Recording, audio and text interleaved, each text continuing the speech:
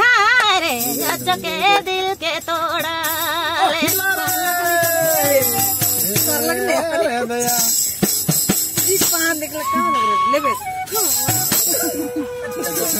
ना कपीती के नहीं सोचले कोई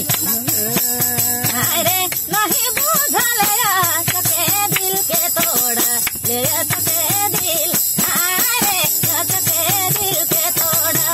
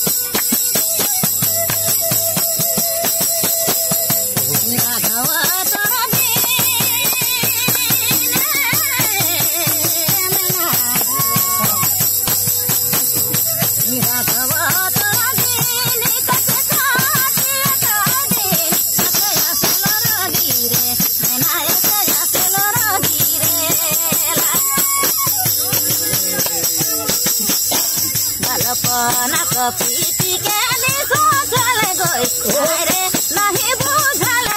सके दिल के तोड़ा ले सके दिल के तोड़ा कौन जगह इसे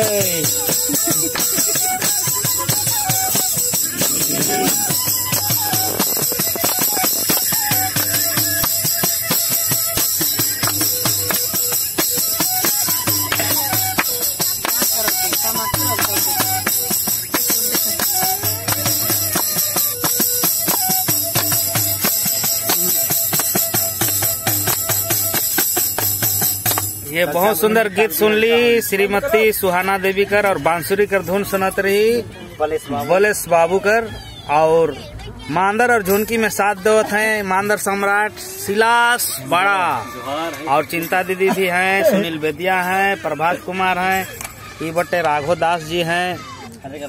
पैडी सिने सुधीर बाबू हैं,